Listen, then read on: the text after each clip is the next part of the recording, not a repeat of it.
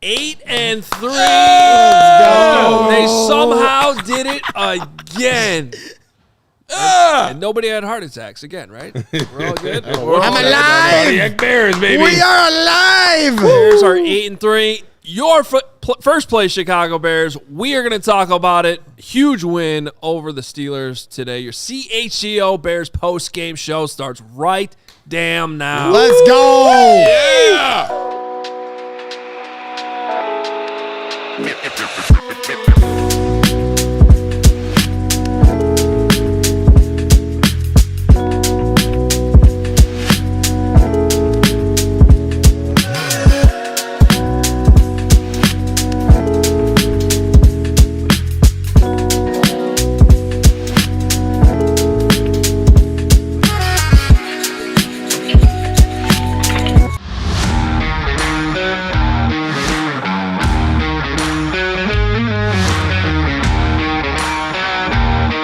This is your home for the 8-3 Chicago Bears, and the CHGO postgame show is driven by Toyota. Let's go places and bet 365. Whatever the moment, Shaquan Brisker, it's never ordinary. Use code CHGO 365 and sign up.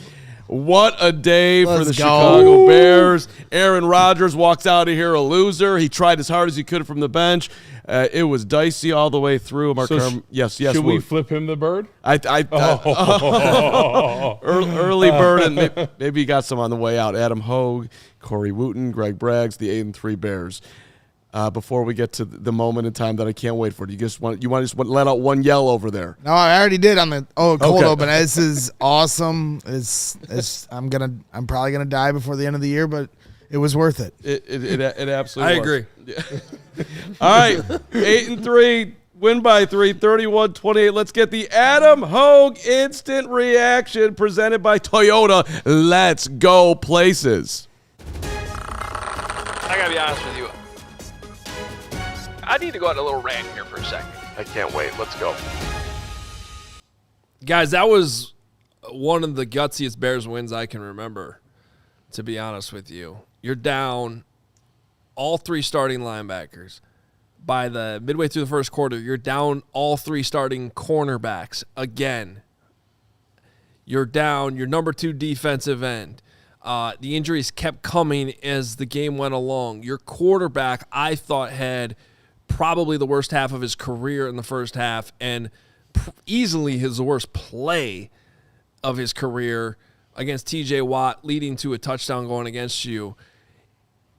And you found a way to win against a Pittsburgh Steelers team that's not great, but also not bad. I mean, they got a lot of good players over there on that defense, and I realize Aaron Rodgers didn't play, but with everything going against the Bears coming into this game, really the only thing that went their way at all is that Rodgers ended up not playing, and that certainly did matter. But, man, they dug deep. And this is what they do. Like, this is their identity. They don't flinch. They still find a way to make the plays.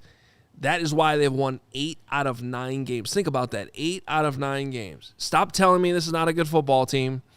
They're at least a good team who still has the potential to get a lot better if they can get healthier, which hopefully they eventually will. But, man, they dug deep. That was a gutsy win for the Chicago Bears today. I got to shout out 2 people. Uh-oh. All right, 2 people. And Greg, the tailgate was amazing, but I'm not going to shout you out or anybody out the tailgate. We'll do that later. DeMarco Jackson wearing the green dot. Out of nowhere, relied upon, and no one's left. You led the Bears in tackles with 15. Wow. And a lot of big-time plays in the middle that just stood out. 48, I was noticing you all day. And then Ahmad Agbamiga, who was going to do it today? Was it going to be Daniel Hardy? No, it was not. 14 tackles, got decked at the end. But those 2 combined, 29 tackles in place of Tremaine, in place of TJ, in place of Noah. I mean, look, depth is a huge part of a football team, and those guys, they did what they had to do tonight. I mean, it wasn't pretty, but hats off to those guys. They made a ton of plays out there. And I think defensively, we talked about before the game, the defensive line needing to step up with all the young guys at linebacker that hadn't had the experience. But Montez Sweat probably had one of his best games today. Yeah, it was a real big factor. He should have had 3 sacks, had the big strip sack, really got things going there, and you had them step up huge. Grady Jarrett a couple times getting his hand on the ball, but the defensive line stepped up big. Dennis Allen, hats off to him for dialing it up in critical situations like he always does. Ended up getting off the down there, but offense wasn't perfect, right? Caleb up and down, but to still have 3 touchdowns to be able to sustain drives and score points, hats off to Ben Johnson for, rewriting the ship, because the first half was terrible. Yeah, I mean, absolutely. I completely am with you on all of this. This team deserves so much credit for this win. You're talking about DeMarco Jackson, Amen Agbagbamiga, Nick McLeod, Nashawn Wright. Nashawn Wright. This guy is balling. Ozzy Trapilo at left tackle today. You have guys all over the map on this team. You're out Jalen. You're out Kyler. You're out TJ Edwards. You're out Tremaine Edmonds. You have multiple guys in your defensive line that are out for a year. And yet this team just finds a way to win with all of these backups in here. The coaches deserve so much credit. Ben Johnson deserves so much credit. Dennis Allen deserves so much credit. All these assistant coaches. Dan Roshar is just killing it with this offensive line. Medlin. But one guy I think we're going to miss out on today that deserves credit, let's not forget to say credit to Ryan Poles, who gets a lot of heat in this city, and maybe it is fair criticism, but that was a lot of depth shown today against a tough Steelers team. And so at some point you got to he brought this coaching staff in, and now look at all these guys across the board that went out and won you a football game. And so to me, everything's coming together beautifully. It's not going to be perfect, but at the end of the day, your first place Chicago Bears have now won 8 of their last 9 games, and everybody in this organization deserves credit for the turnaround of this culture that lost 10 games in a row last year. That's a great moment of reflection right there. This team lost 10 in a row last year. They've won 8 of 9. They were 0-2. You were off the balcony. I think you were halfway down to the alley, and somehow you just willed yourself back up like the rest of the Bears fans did. I mean, really. I mean, this was the next man up Bears today. Luke Newman came in at one point. Newman was great. Newman flashed. It's all the way across the board. See, man. though, I mean, look, and I'm not saying Poles doesn't deserve credit. I think it's a fair shout out, but I really got to put a lot of this on the coaching staff, though. 100%. I mean, and really, Poles gets credit for Ben Johnson being here, but Ben Johnson put the staff together, not Ryan Poles, and it's having Al Harris here is why Nashawn Wright's here, and Dennis Allen, is why the guys that he brought over. Why is DeMarco Jackson here? Because of Dennis Allen, right? Like, these coaches identified talent that was available. Yes, the front office deserves credit for getting it done too, but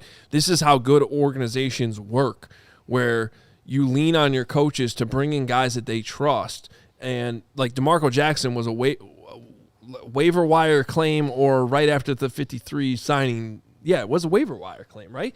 And it was with Dennis Allen in New Orleans, and has been mainly on special teams, but now comes up the way he does with 15 tackles today. Throw CJ in there too. Yep, CJ Gardner-Johnson is another guy in there making plays. So, and Ben Johnson's a big reason why a lot of the offensive talent is here, why Jonah Jackson's here, right? Certainly had a role in Ozzy Trapilo, and credit to Ozzy Trapilo, because obviously the work in Dan Roshar, because the stuff they've been doing behind the scenes. I at one moment in the third quarter, I saw 75 on the screen, like an ISO shot, and I was like, I totally forgot he was playing today. Yeah. Yep. Like even though he's talked about it on the postgame show or on the pregame show, and it's like he must be playing really well. He's been called in twice, the Raiders game and this game, and you don't hear his name called very much when he's out there. It's a good thing as offensive lineman. You never want to hear about them too much unless they're doing a devastating block. So he held up well.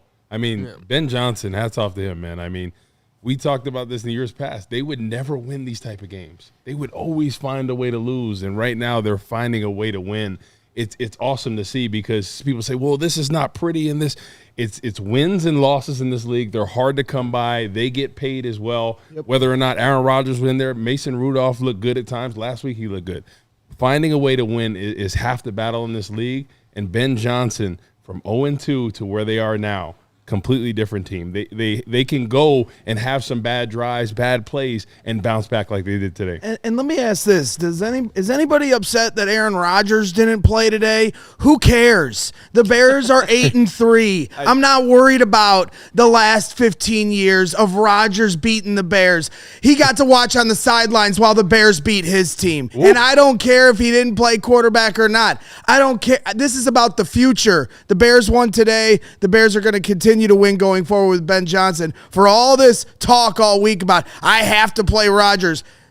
Hey, Bears fans, any of you care? Because I sure don't. Bears are in first place. That's what I care about. I'm looking at the playoffs. Woo, tell them. All that's fair. And if that last play had been Rodgers getting batted down by Jaquan Brisker, it would have been the sweetest thing of all time. That would have been amazing. You know dang well that if they had won today with Rodgers on the sideline, he was already dialed up to do something with the fans. Course, You saw him on the sidelines acting like he was part of it. Like, shut up, sit down, quit crying. Nobody cares. I enjoyed that they showed him up a lot, though. It made me want to beat him. That was like just keep showing him. He was very into it. He just wanted to win bad. Absolutely. Lost. So at least we got that.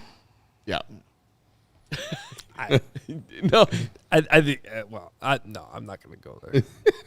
Who cares about Rodgers? You all brought week him long? up.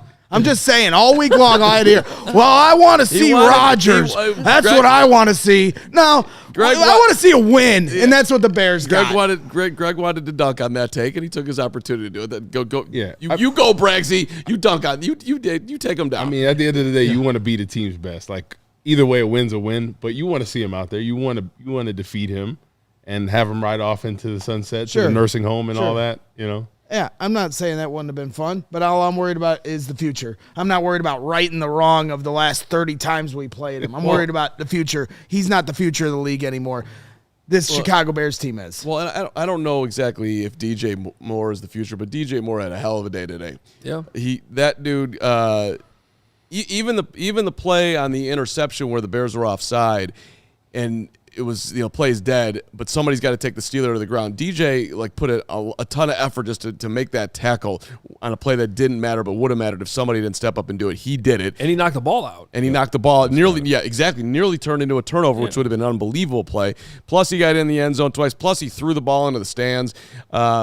I just appreciate the way that guy, on a year where he's probably not gotten the ball near how much he would like to, he keeps coming out each week and giving great effort. Today was a good day for two. Well, I want to give a quick shout out to the New York Giants, who did their best but couldn't quite pull it out overtime. Come on, with Detroit. The Lions have beat killing us last 2 weeks. The Giants, but that was a good effort. Man, that would have been nice to be up 2 games on Detroit right now. I know. We could say a goodbye song to the Minnesota Vikings. The Vikings are dead. Yeah, J.J. McCarthy was awful again. Yeah, they're already at the point where they're blaming everybody and trying to make sense of the quarterback. We've been there. Yeah, We've been there. I just don't know why they didn't keep a guy like Sam Darnold when he had a career year. Offense was looking great, and then all of a sudden he's still a younger guy. You still could have had him for some years, but you got to stick with the hot hand. I just don't understand why they let him go. But that's why, bringing those games up right now, the Bears are. If it wasn't a fact the last couple weeks, you want to call them paper champions, whatever, they haven't beaten anybody, whatever. They are in the thick of a division hunt. They are in the thick of a playoff chase. They are being chased. And the Giants could have helped the Bears out the last couple weeks, fall short against the Packers, fall short against the Lions. But we're looking at this now. This is going to come right down to the wire. And the Bears have a great opportunity. This was a huge win. And you got 6 more to go. Well, and just look at, you can look at it 2 ways. Okay, the schedule's getting harder. Fine.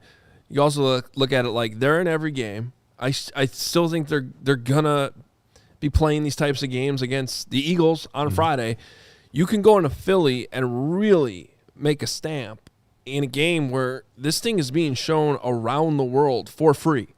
If you are able to access Amazon Prime Video anywhere in the world, you do not have to pay for it. They're making it free for this game in every country where that's available. So this is all this talk about the Bears aren't good.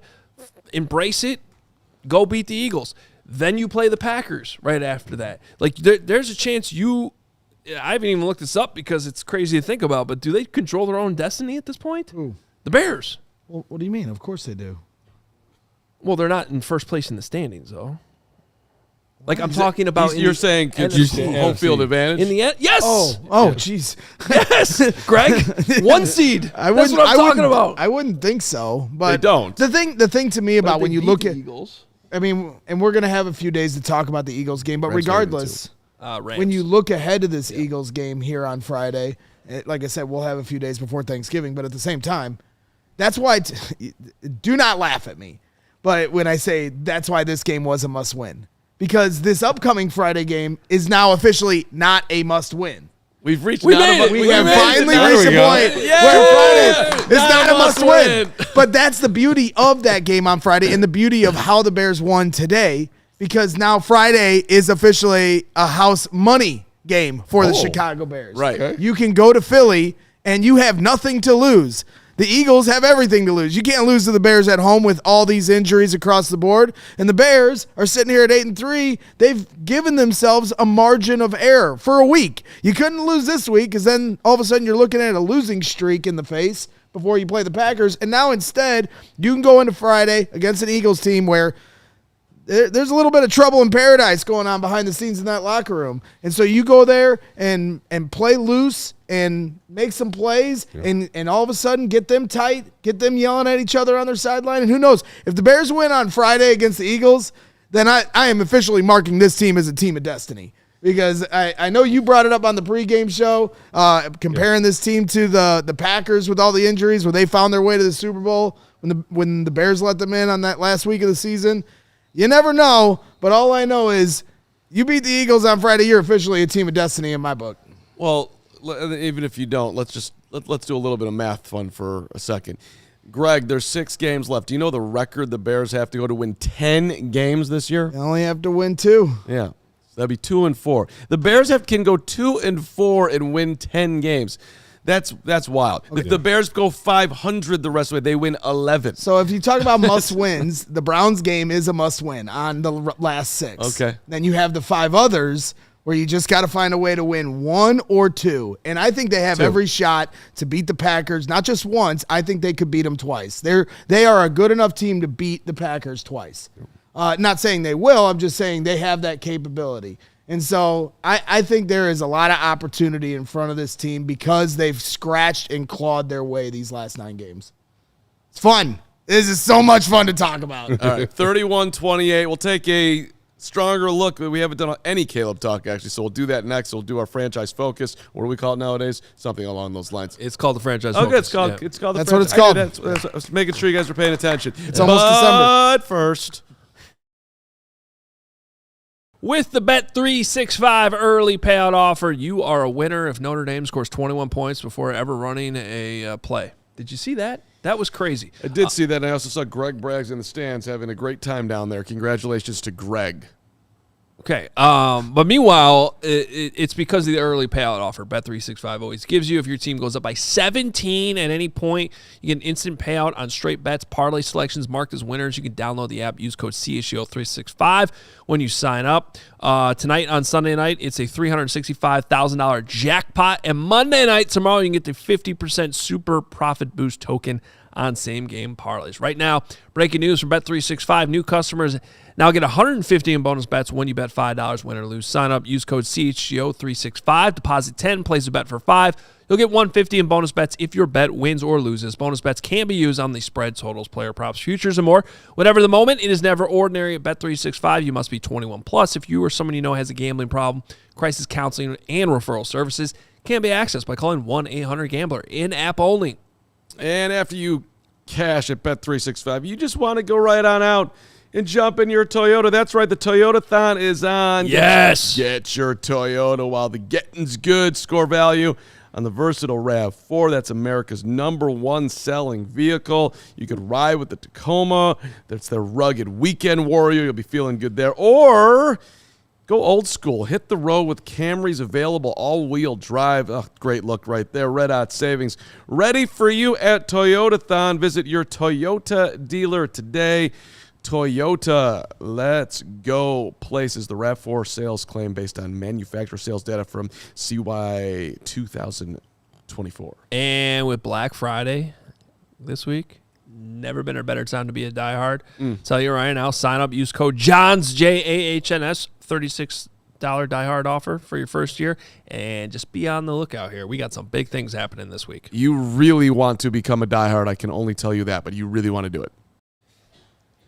You really, really, really do. And if you are new to the program right now, we are, after every Bears game, we do a postgame show before we do the pregame, and Monday through Friday, 1 o'clock, plus Hoge and Jahns, plus everything else, plus Brick by Brick, plus Bears After Dark. So like and subscribe. Appreciate anybody's checking us out today as the Bears beat the Steelers 31-28. Let's do a big money super chat here, Steven.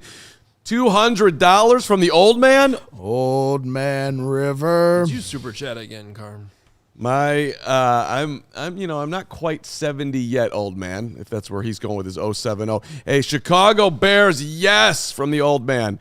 8-3 got scary as offense played not to lose in the last few minutes, but go Bears. Did anybody have any problem with the way Ben called the last 2 minutes? No, I like that he went for it on that 3rd and 7. You have a chance to close the game there. The timeout would end up being null and void because Honestly, of the injury thing. My that was beef is with the turf. Yeah. Because Monangai Monangai gets had the a first run down. to ice that thing with a beautiful seam blocked up by the offensive line, and the turf monster got him. Arlington Heights, here we come. Yeah. We ain't going nowhere right now. Well, and When? Harm's asking the mayor about buying Soldier Field and Well, stuff. and as we get into We'll do that next week. As we get into the franchise focus, they also did have an opportunity through the passing game before that, and Caleb and Rome couldn't connect there. So there were some things that they can clean up. Well, let's take a look at the franchise. Caleb Williams today. Here are the numbers. 19 of 35, 239 yards through the air, 21 yards rushing, 3 touchdown passes, was not intercepted. There were a bunch of tips out there that nearly were picks, but there were no picks. 3rd down, an impressive 7 for 13, and 1-for-1 perfect on 4th down. Up and down day. Had some great moments, had some really horrible moments. The talent was out there again, and the decision-making was wobbly. The sack was ugly, but responded like he has all season long. I don't know, how do you guys digest it? Yeah, I mean, like, the first half was rough. I mean, let's call it what it is, and everybody chill out. Let's get through the whole game. But that, it's kind of funny. This guy has been a magician called Houdini with all these sacks that he's gotten away with or spun out of. And it just, I don't know how about you guys, but, like, haven't you sometimes felt like, which guy's going to finally get him? Yeah. Right? And then here's number 90, TJ Watt, in a huge moment. He gets paid too. He gets paid a lot of money because he's really, really good. And Caleb just couldn't quite get out of that one. And it was just a moment where, especially backed up, you got to know, you got to get the ball out. And you're probably not going to get away from TJ Watt because he's different than all these other guys. And it was a big moment, and you went down 14-7. But and there were plenty of other misses there, sometimes really frustrating misses that you just felt like he got away with. Probably 2 interceptions that got tipped up in the air too. But the third quarter, man, was great in all 3 phases, and Caleb was a big part of that. I've been asking for a third quarter like that for a while now, and especially that second drive to go up 10 made all the difference in the world. And so was Caleb perfect the rest of the way? No, but he was still pretty damn good, and certainly flipped the script compared to the first half, which I thought was pretty bad. And the defense stepped up, Caleb stepped up, enough people stepped up to get that win. I've called him a few times, Caleb the conundrum, because that's what you run into with him at times is halfway through the third quarter, he had all these misfires, and you're sitting here like, man, this accuracy needs to get cleaned up. And then you're like, wait a minute, he's got 3 touchdown passes in this game, and to me, it's like, I just go back to, I understand it's not perfect with Caleb, and I understand he's still got a long way to go to be more consistent. But if you're going to have 3 touchdowns in a game, who am I as a Chicago Bears fan to complain about this? Right. I can't do it. I physically cannot do it. So I will acknowledge the mistakes. I will acknowledge the development that still needs to be taking place. But I am going to appreciate we have a quarterback here that can make plays. And I thought in the second half, especially in that third quarter, he started to settle himself, get the ball out quicker. But ultimately, It's not going to be perfect. I think that's the goal, and maybe they'll get there one day. But all I know is 3 touchdown passes, good enough for me. I think the one great thing is he always bounced back. So started out kind of ugly. Errant throws, the sack in the end zone where he took the safety that ended up being a touchdown. Wasn't getting the ball out quick, holding it too much, errant throws. But I think second half, the adjustments from Ben Johnson in that offense, really dialing it in, moving the football. And you got to appreciate when your quarterback doesn't play well, but he always finishes pretty strong. And I think that's the one good trait from Caleb Williams is that he's always finished games out. And winning 8 of their last 9, he's a big reason for that. Has it been perfect? Like I said, no. But when the game's on the line, when you need to sustain drives, put them in a position to win, he's been able to do that. So I think it's hats off to Ben Johnson, hats off to the coaching staff for getting the best out of their players in the second half and closing out these games. Absolutely. If you want to go glass half full, it's his 11th game with Ben Johnson. He's in his second year in the NFL. Every single game that you watch, his talent pops at some point, sometimes multiple times. So if you are the Chicago Bears or if you are anybody who just wants to make football predictions, betting against the emerging Caleb Williams seems silly. And at the same time, it's like, are you going to do one of these slightly bizarre things that you still do right now in the most inopportune moment at some point this year? But today, when it does happen, they show him on the sideline, and his internal messages to himself, he's able to move himself forward. That is a skill set right there. Because when you get spun around and dumped into the end zone and stripped it as a touchdown, and you can go a different place. You could exit the building, in a not in a physical way, but in a I got to get the hell out of here. And he didn't do that, and he doesn't do that. Look, there's been a ton of progress this season, and guys, they're what, 4th in the NFL in offense? It said some of this conversation is really stupid. Right, they said they were number 1 in the NFL since they started 0-2, since week 3. Since week 3, they're like number 1, and like they put up like 5 different categories. Of course, one was takeaways too, but this goes with like the 8-3 discussion. Are they good? Is Caleb Williams good? That video is going to have a lot of legs this week. Yes, you're good. You have to be. And when the Bears have the ball, you feel good about it. I mean, Steven asked us a question, like a hypothetical, when they were down 3.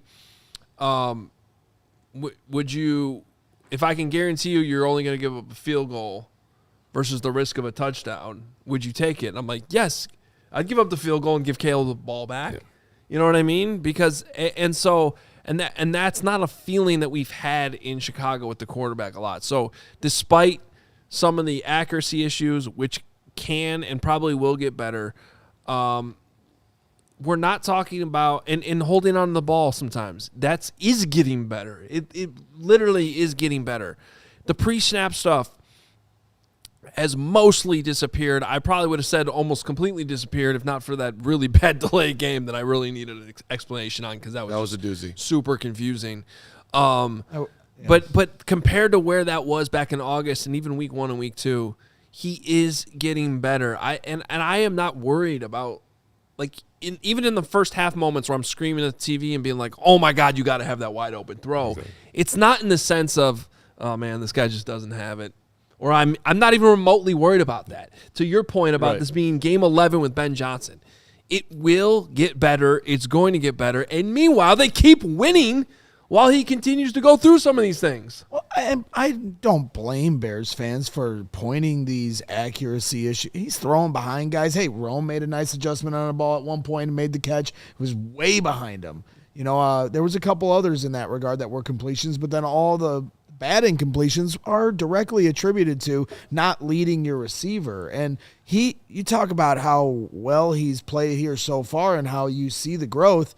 There is a whole nother untapped potential there that you have to acknowledge. So yes, he has to start trying to consistently hit guys in stride. And now over the last couple games, since the Giants game where he just ran wild and won the game in the end with his legs, these last couple games, for whatever reason, teams are bottling him up. He's not getting as many rushing yards. So the old adage, we're going to make him win from the pocket. And so instead of him being able to make plays outside and do those things, now you're seeing, okay, this is where you got to win.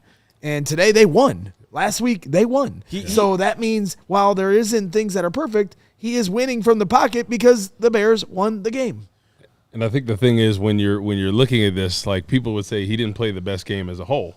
To be able to put up 3 touchdowns, to lead some game-winning or game-sustaining drives is huge. So it's a work in progress, like you said. But I think you got to feel good at, regardless of how bad he plays at any point in the game, that he's going to come back and lead you to victory. And I think that shows about his mental fortitude, that he never is weary about his confidence. And I think that's key from a young quarterback because we've all seen in this league, Sam Darnold, who's been awesome early on in his career, really struggled with that confidence after making some bad plays. Yep. So I think that shows the confidence in Caleb Williams. Their big struggle early in the season as an offense was red zone. They were 4 for 4 today in the red zone. And so, yes, the one touchdown to DJ Moore was a broken play because of an offsides, which was a great play. 4 verts, hit DJ Moore in the seam. That's an easy pitch and catch. But the first 2 touchdown passes, if you want to talk about accuracy, if you want to talk about throwing on time and in structure and in rhythm, those were both dead nuts, money time throws. And those were perfectly placed in structure, on time, and that's all you can ask for in those moments. So, again, lot to clean up, but those were big plays. One to DJ, one to Colston. The DJ one was a little bit of a more challenging catch, but still a very, very good throw. The Colston one was right on the money. Ben is going to say, I would think, positive things about his quarterback today because there were so many positive things. But if you asked him with, in a private way, do you think he played well today? I bet he'd say, he was not nearly as well as he could. We missed way too many shots. I mean, and I would think that Caleb would say the same thing. But and then another positive thing is that they're there. They're when they're not playing the elite defense of the world, Ben's scheme, guys are open. There's opportunities out there. And think about when they could really get to that, like scratching that surface. Imagine what this offense can be, right? Because think about how many missed throws. He probably could have had potentially 5 touchdowns in a game like today, way over 300 yards. So they're getting better each week. But I think the thing is they just have to manage those lulls in the passing game. Running game was inconsistent a little bit at times. For the most part, they've been good with that. But if they can manage the passing game, I think they'll be good. Tons coming out of the locker room. We got players only coming up. Do we have Ben ready? And Ben Johnson's coming up in a little bit here. Let me get another big money super chat in here, Steven. I saw there was the Craigulator in there. Saw a ton of them coming in. Why don't we get all time for the Craigulator? It's time for the Craigulator. It's time for the Craigulator. It's time for the Craigulator. So let's start with the Craigulator. $100. Toyota Big Money Super. Let's go places. Thank you to our friends at Toyota. Let's do, which one are we doing, Steven? Hello. First one?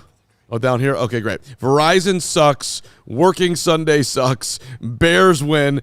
I'll be back later to watch this show. Let's go, CHGO. Bear down. So, Craigulator, give us $100. Not even watching the show. Yeah. You're the man, Craigulator. Let's get Huss in here. Also presented by Toyota. Huss. You got another win for your Huss. Having a great time on Sundays. His name is Huss. All right, Huss. Carry Huss, $100. Needed a minute to battle all my Steelers friends that eventually let me hit my laptop to my favorite. Steven, let's go. Hoge, Carmanica. I got to get the Carmanica out. What a bad job. Braggs, my guy. I am in uncharted territory here. Hashtag CHGO. God, even put it in there for you to actually toot. Yeah, no. And I didn't have it ready. There's a long show to go here. Let's do one more $100 from Bears Fan Ghost. Bears Fan Ghost. Hello from the beyond. The Bears killed me. Heart couldn't take it. Doctors told me to stop eating kielbasa and stop watching the Bears. Joke's on them. Now I can walk through walls. Carman, I'm going to haunt the ish out of you. Thanks. Love you guys. Bear down.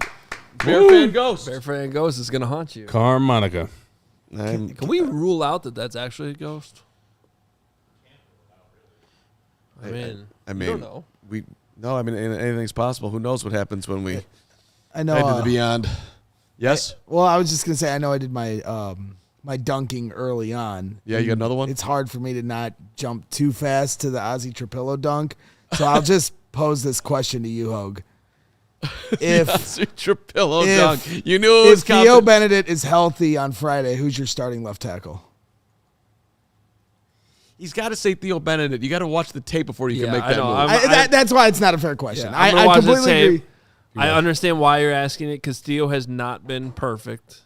There's a lot of people in the chat saying Trapilo was great today. I'm assuming you only watched Trapilo, which is an impressive accomplishment because that's how I agree. I think he played well, but Watch the tape. It's probably. I mean, watch the yes, I'll allow that. Everyone can watch the tape first. How much Trapilo did you watch today? I was locked into everything. Yeah. I guess I got all 11 guys on he's every trying to snap. say if you watch the tape and I don't everything miss looks a beat. great. Yeah. You got to think, right? I'll give Theo an I'm extra just saying. week. I'm just saying. I mean, Without saying anything else, how many times was Caleb sacked today? 0? 1? 1? The one in the end just zone? saying. The one. I'm just saying. I caught a lot of That was a big one. Trapilo It was heat. so bad that it wasn't Maybe even a it's sack. It was early, more than a but sack. caught a lot of Trapilo heat. You trying to Gaining get steam a little You, bit. this is You trying to get a dub here? You're better than this. I'm not better than Yes, this. you are. Come I'm on. not. Definitely not. You I'm Definitely a not. shameless person.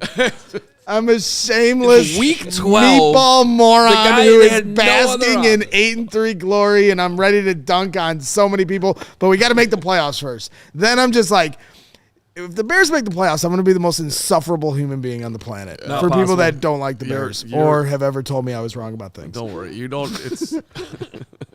All right. Players only. Are we ready to rock and roll back there? Or yeah. Okay. Feel like we should do that. I don't. Yeah. I know. Okay, great. But first, new vehicles are in store at Ray Chrysler Dodge Jeep Ram. This is your chance to score a great deal at the Black Friday sales event. I just drove by Ray yesterday. Tons of Wranglers. Best spare fan on the planet. Best car guy on the planet, Ray. Plus Jeeps on the Run's coming up here in a few weeks, too. It's a great event. Head to Ray CDJR on Route 12 today to choose from their huge inventory of new Dodge Chrysler Jeep Ram vehicles. Right now, you can get 0% financing for 60 months on all new 2025 Jeep Grand Cherokee L models. That's what I drive. It's got the third row for the kids, comes in clutch. It's up to $10,000 off MSRP right now. Plus, shop over 125 vehicles priced under $20,000. They always got that for you. Don't miss out on the Black Friday sales event for huge savings on new models. For more information, visit RayCDJR on Route 12 in Fox Lake or online at raycdjr.com. They've been serving the community since 1963. Oh, I love the tracks. Drive so smooth. And I also want to give a shout out to our friends at CHSN. Blackhawks and Bulls season is here on Chicago Sports Network. Bulls Hawks survived. tonight, baby. Bulls survived a 1-win Washington team. Shout out the Ring of Honor last night, 121-120. Vooch wasn't having any of that nonsense. Vooch had 28. Visit chsn.com/podcast to sign up for your 7-day free trial for their all-access plan. Catch every basket, every goal on your mobile device, television, wherever you want to watch. CHSN, your home for the Blackhawks and Bulls all season long. The Chicago Sports Network, your home stream advantage. Also available on Xfinity, DirecTV Stream, and Fubo. I used the DirecTV stream. I'm a DirecTV straight at it. Shout out DirecTV.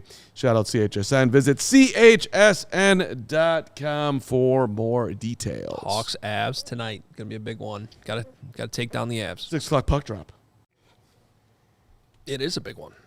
And we got your Hawks coverage tonight, too, here on CHGO, as always. But it is time for players only. And with Lance Briggs and Corey Wootton here with me, we got to talk about this defense, man, and how they did what they did just enough. What did you think about the linebacker play today?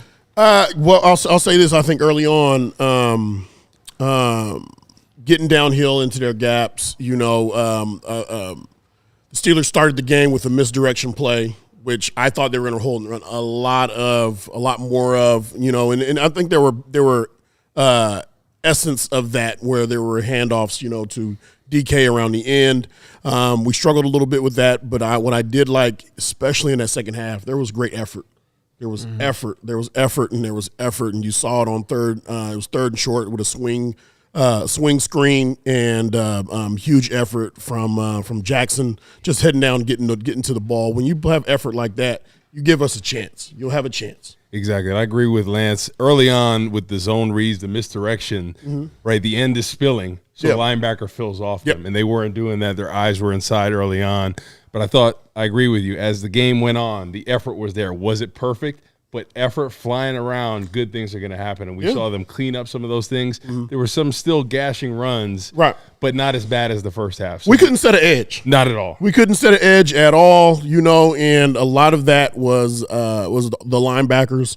There were times where I could see the DNs were running that stunt, and linebackers have to come down right now and set an edge. We didn't do that. We didn't do a good job setting the edge, but the effort was there, and it showed. And Nahshon Wright.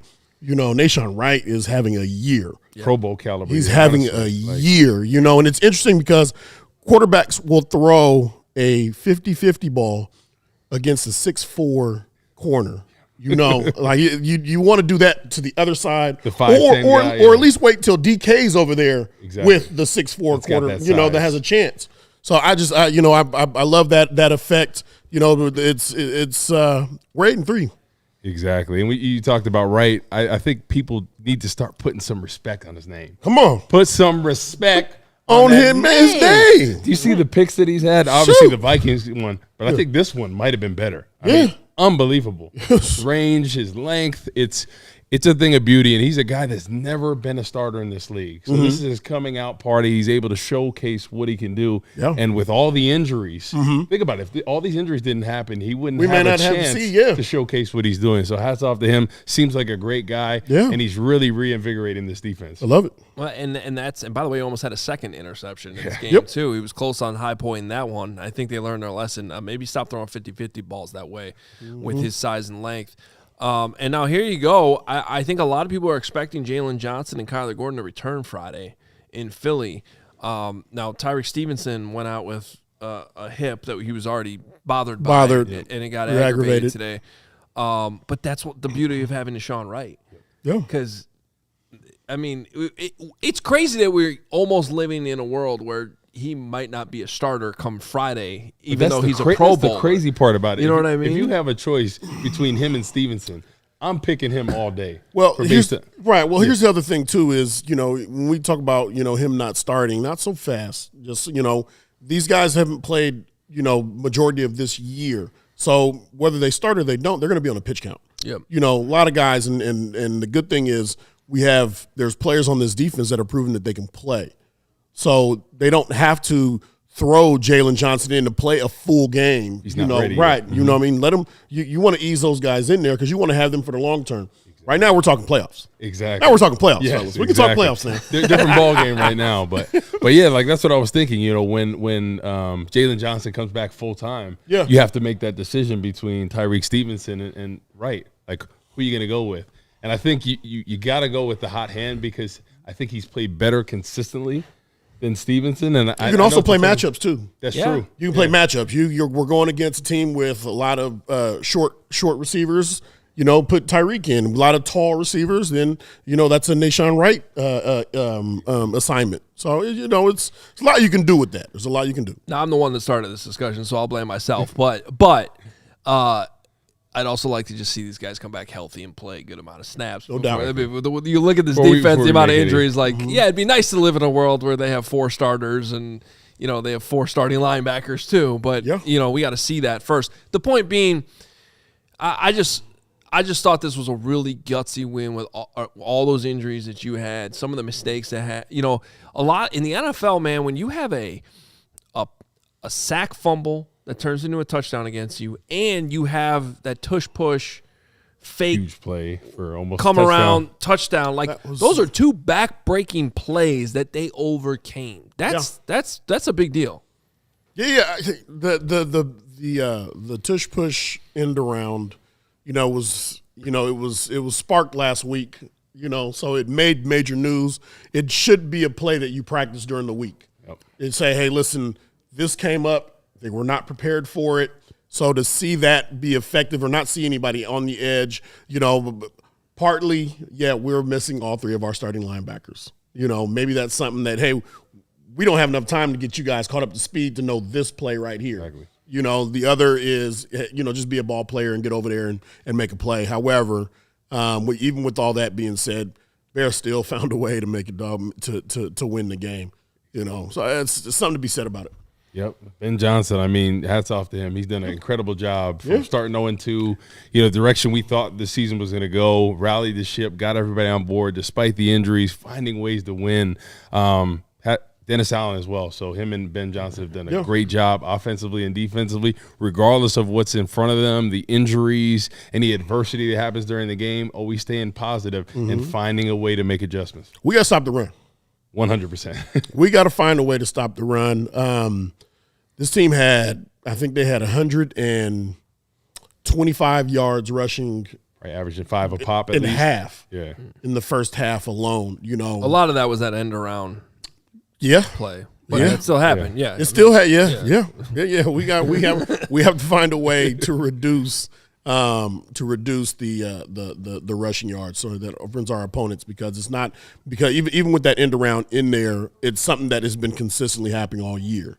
And with the run game today, I didn't feel like it was a game where some of the other ones where they got dominated on the line of scrimmage. It was all gap discipline stuff. Yeah. Just simply setting the edge, right? Not peekaboo in here, letting somebody get outside. So I think that's something that you can correct. That's the great part about it. It's not like they drove them down the field. They were pancaking guys. It's just all about gap discipline, and it kind of makes sense with those guys not having the experience, right? They were special teamers and guys that were on the practice squad to going out there playing 60, 70 snaps in a game. I was thinking about length. You know what I mean? I was just looking at you. I was thinking about length, and I was thinking about what a game Montez Sweat had today. He did. You know what I mean? And how he used that length. Long arm. Yes. He wrapped around exactly and wrenched it off with Mason, or was it Rudolph? Rudolph. With Rudolph. Yeah, got Rudolph. It was – I mean, listen, a lot of guys can do that. You know what I mean? I couldn't have done that. I couldn't be engaged with a guy, reach around and grab Rudolph the way he did. Yeah, I mean, the way Montez Sweat has played like the last 6 games. Yeah. Because early on, we talked about this. He's not living up to his contract, not living up to the big money he's getting paid. And week in and week out, I think he has, 6 sacks in the last 6 weeks, I believe. Yeah, something like that. He's coming on. He is coming alive, and that's something they need. Obviously, they need somebody opposite him. Right. Booker is kind of flashed. But I guess that's why Dennis Allen has been dialing up the blitz. In a game like today, he tried to simplify that, especially with the new guys being out there. Yeah, the third sack was funny. The potential third sack. Those are ones get your weight up, doggone it. Get your doggone weight up. This type of game, though, you got to have your big veterans come up, and I thought Grady Jarrett did that too at times, and he did so last week as well. So credit to those guys. When you're banged up like this, Montez Sweat putting the defense on his back was a really good thing. All right, well, a lot more coming up with Lance Briggs later on the Brick by Brick after show. We keep the coverage rolling here. We're going to hear from Ben Johnson, the head coach, next, so don't go anywhere. Hit that like button. Please subscribe if you're not a subscriber. Ben Johnson coming up next, but first. Hey, shout out to our friends, Senorita. This is the full flavor THC margarita.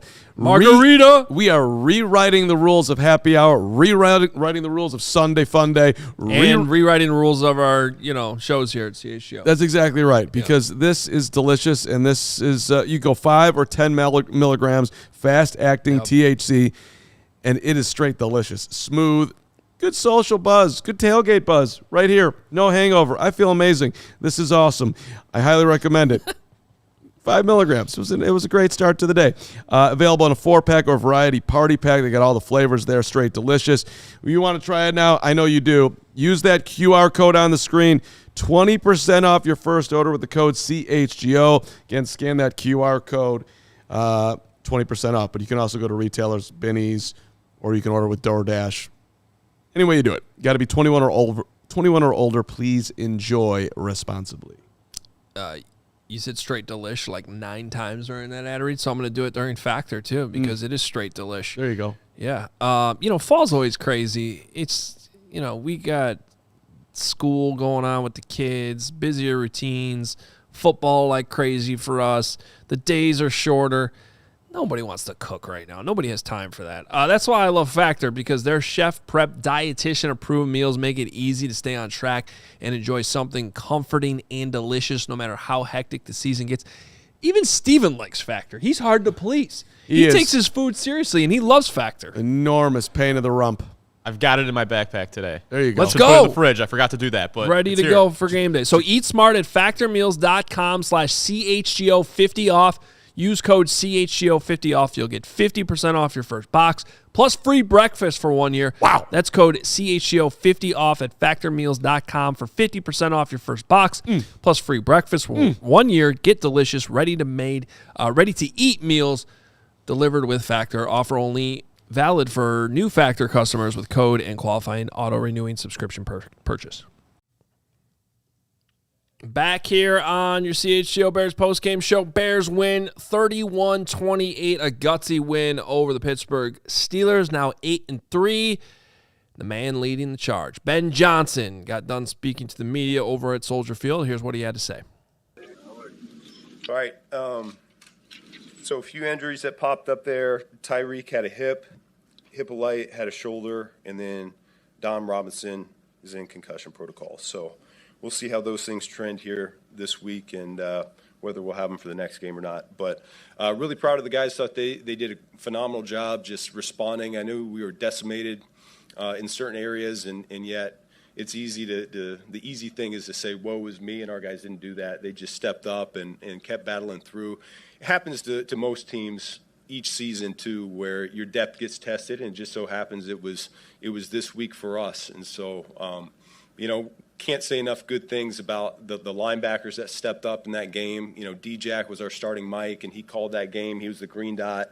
And I thought he did a great job. We thought Ruben was going to be our will linebacker, and he goes down with the injury early in the game, and Amon comes in, and he doesn't miss a beat for a guy that really hasn't played a whole lot of football this year. So that was so encouraging to see. McLeod takes Tyreek's spot on the outside, and he's out there competing just like he has all year long.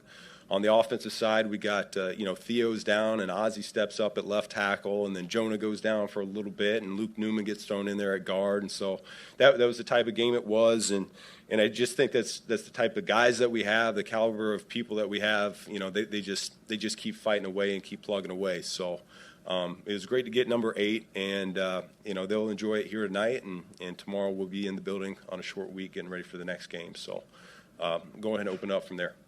With that injury, with all the injuries that are happening to your team, it seems natural for someone to have low morale after that. What is your message, or what was your message to your team to fight through all of that adversity? Well, this is every team. This is the NFL. So this is what happens when you play a 17-game season. And it just so happened, back half of the season's when it caught up to us a little bit. And, we'll get some of the reinforcements back at some point. But until then, we got to hold down the fort, and so that's what we'll do. And these guys are going to go out and compete. This is what we've been practicing for, what we've been training for all along. The coaching staff has known this. All of our practice squad players, they know it's highly likely that they'll get called upon at some point. And it's just I can't say enough good things about the guys that stepped up today to help us win that ball game. And what did you make of Jennings' performance? Once again, I got to go look at that tape, but. 31 points on offense, and that's always a good thing when you get over 30. So, from my perspective, we probably had a couple that we let get away from us, but, that's I don't know many quarterbacks that do play a perfect game. When you're at 3rd and 8, you take the delay. What happened? We just didn't get it off in time, and in the fourth quarter, those guys know I'm not going to call my timeouts because we're going to need those later on. Let's talk about complementary football. I think the offense scored touchdowns both times after the takeaways. What impressed you about that? Say it again. The defense got the takeaways, and the offense turned them into touchdowns. Yeah, it's something that we'd love to do. I mean, we've had so many takeaways this year. Our defense just, is part of their calling card. And so we've done a solid job of capitalizing on that. I think we're second in the league in points off turnovers. And so we really needed that there today. You certainly felt it, with Shawnee's interception there on the sideline. The whole sideline kind of ignited, gave us a spark, and offense was able to capitalize on that and score our first touchdown of the game. So it's good to see that complementary football, and we're going to need more of that here going forward. What's it like on the sideline and maybe during the week, just kind of keeping track of all the guys who are down and, and kind of what does it say about DA, about kind of the importance of these guys? I'm talking about the coaching staff. That's That's all 3 phases. They do a phenomenal job of piecing this thing together. We meet early in the week and we kind of forecast how we think it's going to go. And then the week of practice kind of dictates who's going to be up and who's going to be down to a degree. But, each week's a little bit different story. And like I said, you got different guys stepping up and answering that bell. And that's why the week of preparation is so important for us, too. These young players, they get a chance to instill confidence in the coaching staff and find a role and a niche when there's an opportunity available. So, it was good. Again, for just a housekeeping thing, Tremaine, do you expect him back this year? Who? Tremaine? I think so, yeah. The touchdown DJ on the free play. Yeah. What did you like about just the recognition of how Caleb and DJ? Yeah, it was something that we thought we might be able to get them to jump off sides. It's such a good pass rushing group. We were trying to find ways to slow them down a little bit, and that was an opportunity for us to work our cadence. And I thought the execution of it was really well done. It's something we've been working on since the springtime through training camp, and everybody on offense has slowly but surely gotten better at that. And so great job by Drew pulling the trigger, seeing it out of his periph, and then Caleb finding the open receiver. It's really well done. You guys found out that Rodgers wasn't going to play. What's the message to the team 2 hours before? Nothing. We just keep playing. Yep. Doesn't matter who's out there. What's the feedback to Caleb after the strip sack? Just hold on to the ball. Yeah.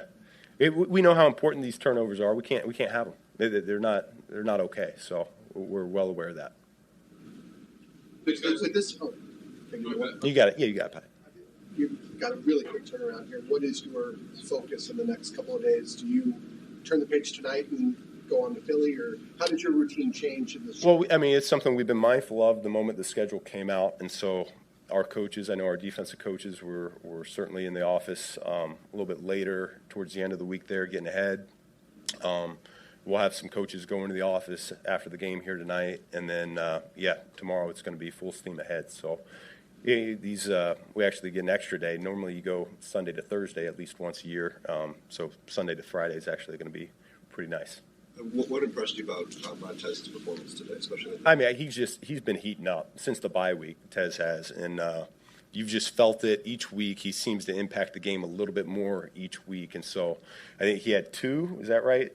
And had a chance for a third, it felt like, out there from my count, but it's good to see that come on just like that. I feel him, I feel Grady, I feel Book, I feel all those guys, and it's whenever we get that 2-score lead there, that's when it certainly starts playing in our favor a little bit more as well. Did something unlock, Tez? You mentioned the bye. Was it something that you guys sat down and figured out, or is it just a function of he's just been? No, I think he's capitalizing on those opportunities. But he's been a good player for a long time. So it's just, it's been really good to see though. We talked during the week, talked about the middle eight. What did you like about, especially the way he came out of the half, and Caleb, I think 5 for 5 on that drive, just in terms of responding to halftime in the first half? Yeah, did a nice job there before halftime, getting the field goal. Could have had a little bit cleaner operation just as a whole unit there throughout that, but we were able to get the 3, and then defense came and got us a stop to start the second half, and offense did a nice job piggybacking on it.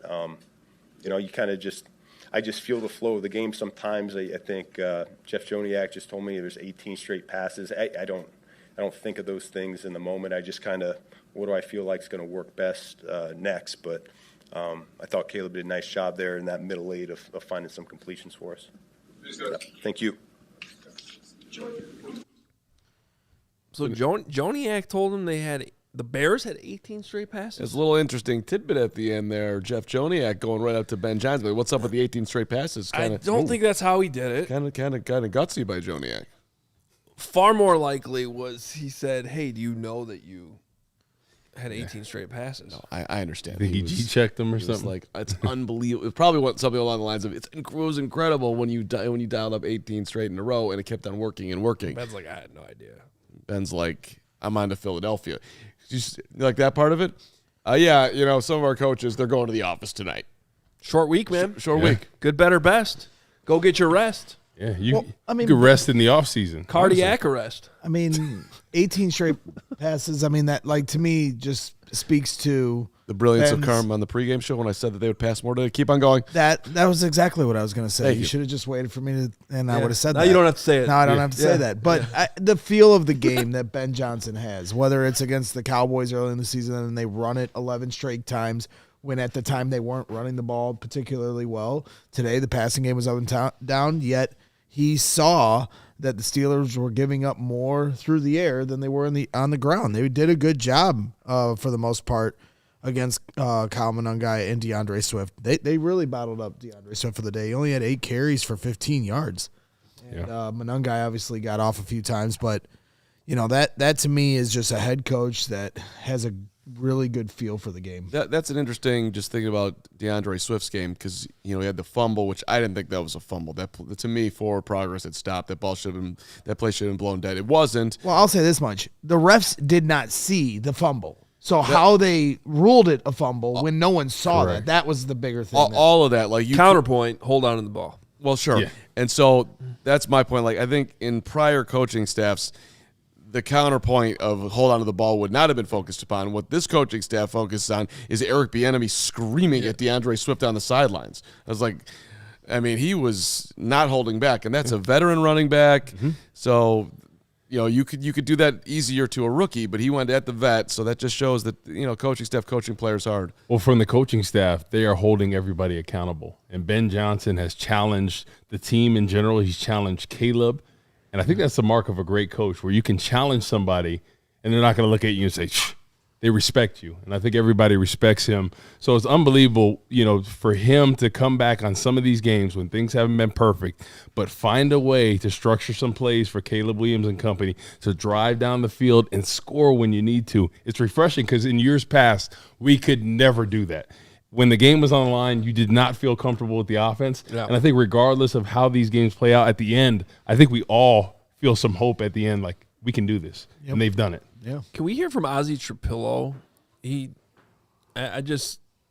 sure can, Adam. We can hear from Ozzy unsung Trapilo. hero of the game, and who we didn't know was going to start until this morning. And I'm just, I know he spoke to reporters in the locker room after the game. If we can hear from Braggs' guy, the anointed left tackle, John Sr. Giant Jahns. Here he is. Yeah, I mean, there's always a thought during the week. You never really know until right before. So, the preparation was all the same. Got to prepare like you're going to be out there no matter what. But yeah. At what point of the game did you feel like you settled in? Yeah, I mean, going in, there were definitely nerves for my first start, but those kind of go away right after the first snap is done. So I think, at that point, you're just kind of playing football, something I've done for a long time. Yeah. A lot's been said about the defense's next man up mentality, but that applied to you too today. That applied to the offense as well. So what can you say about it as a full team? Yeah, I mean, I think it's important that everyone treats it like going into the game week. You never know who's going to be up, who's going to be down. So you got to all be prepared. You got to know your stuff, just in case you get that opportunity to go out there. You got to make the most of it. So, how full circle was this? I mean, you started the season with the left tackle job, and maybe back to right, kind of the swing guy, but you started to tackle that. How full circle the lessons come, kind of preparation from then to now? Yeah, I think like you said, it's come full circle. I've had a lot more time to work at left during practice and Indy and all that stuff. So I think I felt good out there at left. Yeah. How confident is this team right now? Because 8 games you've gone into halftime, maybe down and kind of looking at kind of some struggles, but the second half you always find a way to pull it. Yeah, no, we definitely have confidence about us. We try to focus on 1 week at a time. So just get that win that week. We put a lot of preparation and a lot of work in, and it's great when we go out there and succeed. So, Greg earlier in the show sort of brought up hypothetically who should play left tackle already Friday in Philadelphia. I have to say, though, let's not forget, that dude right there, Ozzy Trapilo, was a second-round pick. And if he can somehow come out of nowhere here to be,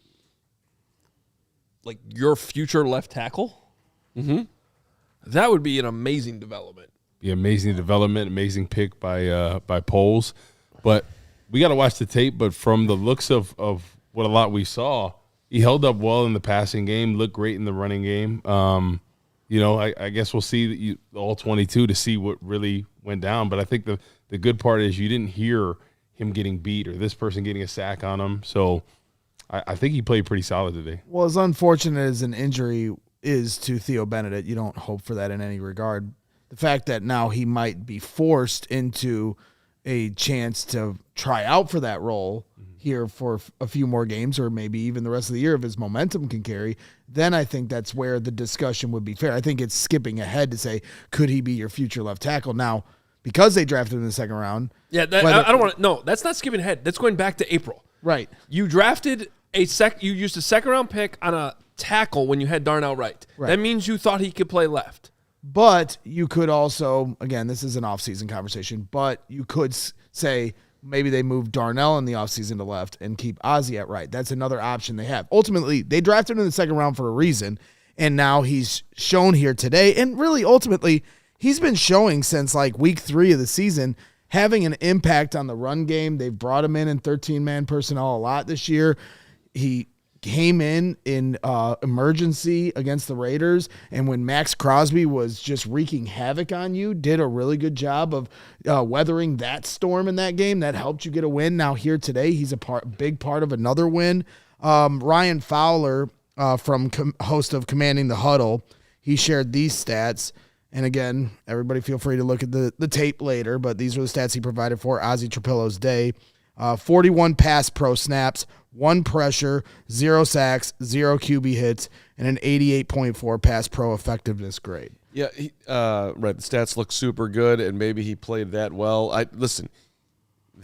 That interview, as I'll go into Carm grading interviews, I loved at the beginning of it that he was like, yeah, I was nervous before the game. Like, I like to hear human beings. That was a human being saying that. Like, correct, I was nervous. But then you start playing, and then you get into it. And then he also said in there that you got to know your stuff. And Ozzy Trapilo in training camp did not know his stuff.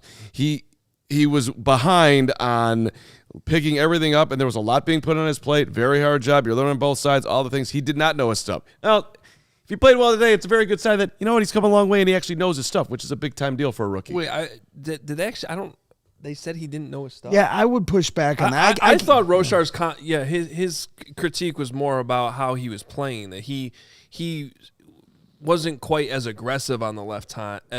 And Woot, you can speak to this when he was catching more than he was being the aggressive guy, and you can speak to the difference between that when you're going up against a left tackle that's catching instead of coming after you. Exactly. So he played right tackle most of his college career, right? So he probably feels more comfortable on there firing off, pushing his hands.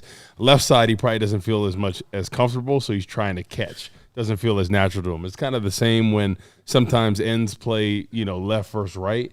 People can't get off the same way. Their stabs aren't as violent because you're using your dominant hand versus your non-dominant hand. Well, explain for fans that wouldn't understand maybe what catching means. Yeah. So if the pass rusher's coming at him, right?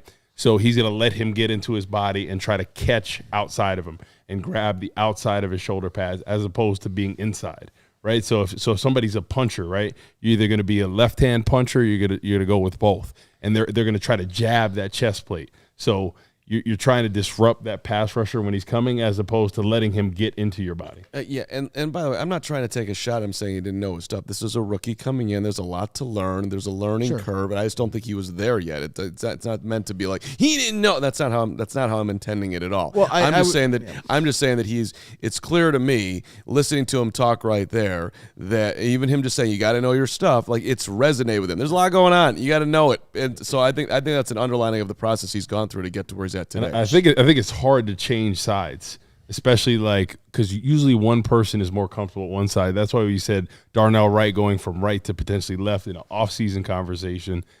I kind of push back against that just because changing a whole side sometimes is very tough for guys. And he's turned into a solid player on that right side. I think he's arguably been playing like one of our best offensive linemen. So to change his position from the right side to the left side, I kind of push back a little bit against that. I agree with you, and that's why I think it made so much sense in the summer. Instead of moving Darnell around, who's somebody who's flourishing and could be a Pro Bowler this year, but in this last offseason, They didn't have any thought of let's move Darnell over there. It's let's try to see what Ozzy Trapilo can do over there. And where I got faked out and got too ahead of my skis that he's going to be the starting left tackle was all we heard through mini camp and then going into training camp was how fast he was picking things up, how smart he was. That was said over and over by Dan Rochar, Ben Johnson, and other Joe Tooney and other teammates. And so I kind of skipped ahead to, okay, and now that he's been able to get out there in 13 personnel, like I said, and get comfortable, he was more ready for this opportunity at this point. So, again, going back to the whole Ryan Poles thing, I get everybody's got their arrows sharpened for him at all times, but Ozzy, he got crap for taking Loveland at 10 as a luxury pick. He's not only been effective in the passing game, he's been effective in the trenches. Ozzy Trapilo's been effective all year in the trenches. And so that at some point, Monangai Burden, I'll make a point for you. Right, it's looking like a good draft class. That's what I'm saying. So take that, Steven. Steven. Yeah. So that's my point. Is don't you move, Steven? If we're you hang in there. Let the applause be as loud as the criticism. And today, great 3 snaps today. Yeah, he looked great out there. Yeah, but I think with the trenches, it's a harder transition than people think from going from college to the league. I think some of those things that Ozzy Trapilo could do in college, you can't get away with in the league. I learned that real quick. You're going against grown men that have technique that's far better than yours. So you got to figure it out, and sometimes it takes time.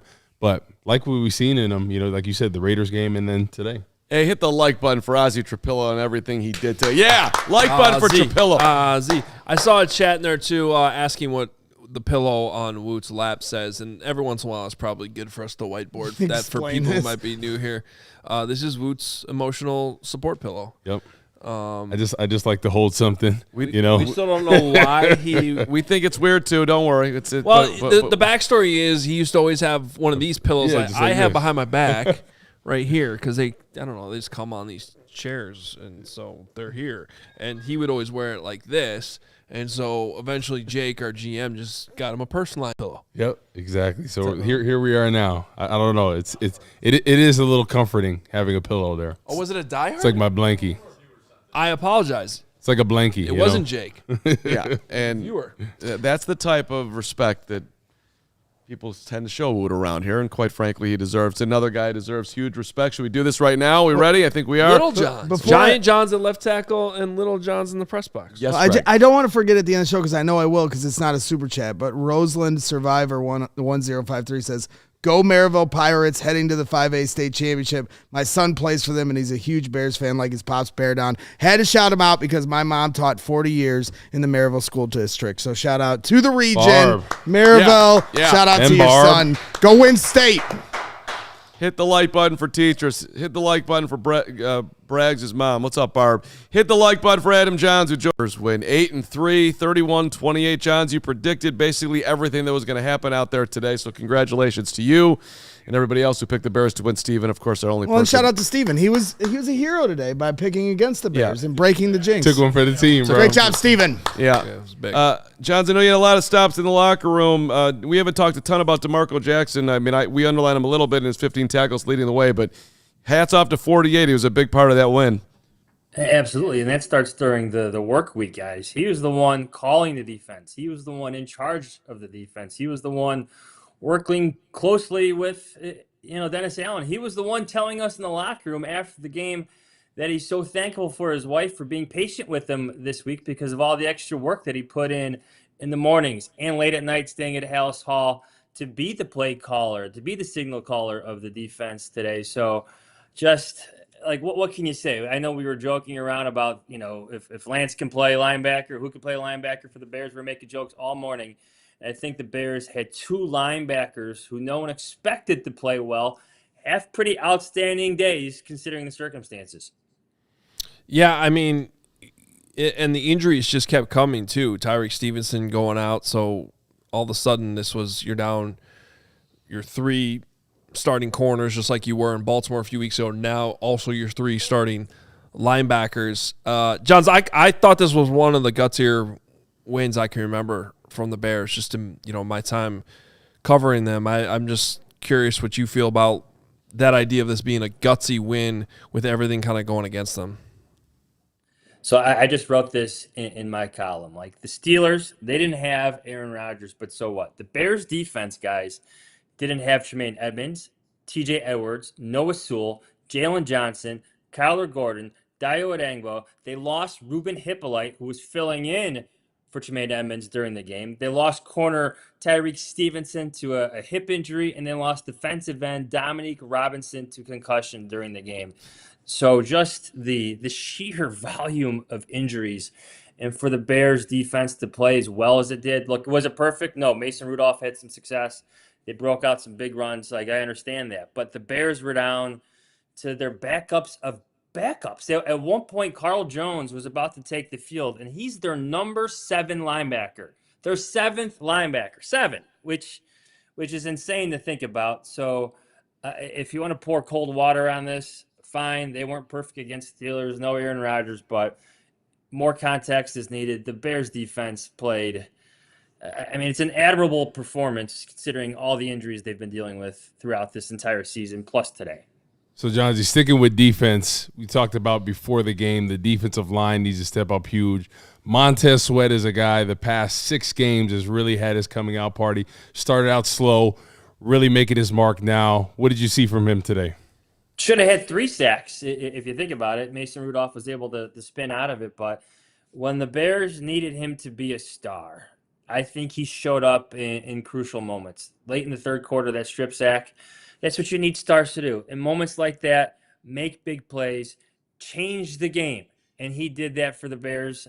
I'm starting to think he's quietly piecing together quite a solid season. I know he gets a lot of criticism because of his contract, but I think by the end of the season, his numbers are going to be pretty good. Like, he's going to have double-digit sacks. And I think many of us coming into this year would have taken that from Montez Sweat. So slowly and not so quietly anymore, he's putting together quite the good season, I think, for the Bears. And this defense just deserves so much credit. But at the end of the game, even when the Bears went up 10, Hoge came out and checked on me, and I couldn't get excited knowing that how much the cards were stacked against the Bears defense, and to hold on for dear life at the end of the game. Kind of had the feeling that's what it was going to come down to. You get to that final drive, feels like the Steelers are going to get into field goal position, and Jaquan Brisker makes the big play on 4th down. Did you have an opportunity to talk to him or get any insights on those final moments? Yeah, it was his turn to make a play, and I don't have the exact quote in front of me, but he saw something just in terms of what the Steelers were doing. And then once he had his moment, or once he was in that passing lane, it was just get up and try your best to get your hand on that ball. It was another quick throw by Mason Rudolph. They knew it was coming. Did you guys see on the broadcast, did they show the replay of like the injury that led to the timeout from the Steelers? We were confused on if that was because they also had a flag down on the field at one point, and they showed the ref telling Scott Daly no, that was a flop. So we were kind of confused. Was that what caused the injury? DJ Moore getting tripped up with one of the Steelers players? Yeah, they collided with each other, and the first thing I saw was DJ Moore kind of hopping off the field, hopping in a circle at first, looking back at the Steelers player who was number 42, James Pierre, who was down on the ground. It looks like he got stepped on. I'd have to see the replay, to be honest with you, to see what exactly happened. But my best guess would be is that they collided in some form. You know how it works sometimes, Corey. You're looking around at different things on the field. You're running different directions, and guys will collide with each other. Sometimes the referees get in the way. So there was some type of collision, some type of contact that happened, but Moore was able to get off the field, able to jump off the field while Pierre was down for a bit and needed help from his teammates. Well, they did show that replay, and yeah, there was a lot of extracurricular going on with DJ Moore and the Steelers. And from the replay, and forgive me, I am a Bears homer, but it looked to me like DJ Moore tripped him on purpose. It did feel like that. They were irritated with each other. He sticks his foot out, and then all of a sudden DJ Moore starts like skipping or limping and kind of selling it. I'll have to see it. But I didn't thought realize he was trying to sell it too. He played that off very well. Yeah. Yeah, but I didn't know if that was the player that had gotten hurt there. So, I mean, yeah, that was And then to take their timeout away, J.J. Watt was questioning it, but then Gene Steratore said that was the letter of the law there. That does seem weird, though, that when the clock is stopped, it still costs you a timeout. Yeah. They need to change that rule. I guess it did seem like the Steelers themselves recognized it a bit, and they tried to get him off the field as quickly as possible. Jahns, I'm just curious your perspective of Caleb Williams' performance today. How do you define it? He gets 3 touchdowns. They're 4 for 4 in the red zone. Some really big-time throws, but, and then the other side of the coin are the misses and the inaccuracy. Yeah. So, ultimately, he had to win from the pocket. They won the game. So I'm just curious, how do you define today's day for Caleb Williams? At the end of the day, his numbers look pretty good, right? 19 for 35, 239 yards, 3 touchdowns, 104.3 passer rating. But I think the scary thing, I'm going to put a positive spin on this, Greg. The scary thing is that it could be so much better. And I think you have a young quarterback who is working with the play caller who is exceptional at getting guys open. It's just the truth. These receivers were wide open all day long. The play pass was working, even though the run game really wasn't working for the Bears. I think that's part of the history of the Bears, being an adamant, consistent run team. Today, they didn't even have to establish that. They were being respected for what they could do in the ground game, even though you saw Monangai rip a couple off later on in the game. But I think this game could have been so much better for Caleb Williams. I don't think that's a criticism. I think he would tell you himself that he missed a few throws. Some were high, some were low, some were behind his receivers. He was missing open targets. Luther Burden, DJ Moore, Roma Dunze.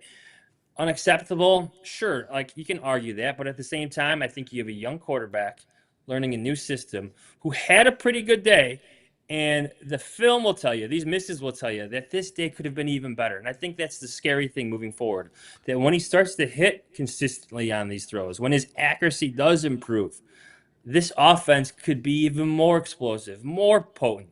They put up 31 points today, and the Bears could have been even better if he hits those. So that's the way I view it. Yes, he had his misses, but he still had his hits. And if he fixes those misses, these numbers, they'd be scary good. So, Jahns, I think that's the big. I think that's the big question about this team here as we go, basically into December. You on both sides of the ball. With the offense, every single week we've been having this discussion with Caleb and the wide receivers, and sometimes it's been the receivers dropping the passes that are open. Or today it was more Caleb not hitting the passes that were open sometimes. I didn't really see a drop. The only one that was the one that got knocked out of Rome's hand on the sidelines, which was a good play by the DB. But they haven't quite had that game where they're just totally in sync the whole time, and we don't have to have that conversation. So if they do, because the one constant, to your point, Jahns, Ben keeps getting these guys open with the play calling. The play calling is incredible, and we're not used to seeing that here. So if they finally start hitting this offense, which CBS showed is still number 1 in yards since week 3, since they started 0-2, could still be even better. And then defensively, same thing. Will they ever get healthy? And if they do, can they stay healthy? Because if those two things actually happen, this team, I don't see why this team can't compete in the playoffs. Yeah, I think the conversation shifts there. It's not about making the playoffs, Adam. It's how far you if those things come to fruition, it's can you win a playoff game or two? Can you get Jalen Johnson and get Kyler Gordon back? Will they make a difference? And if that completion percentage improves, that's first downs, that's field position, that's so many different things that happen successfully for the Bears, and you see signs of it. Maybe it clicks in a couple weeks.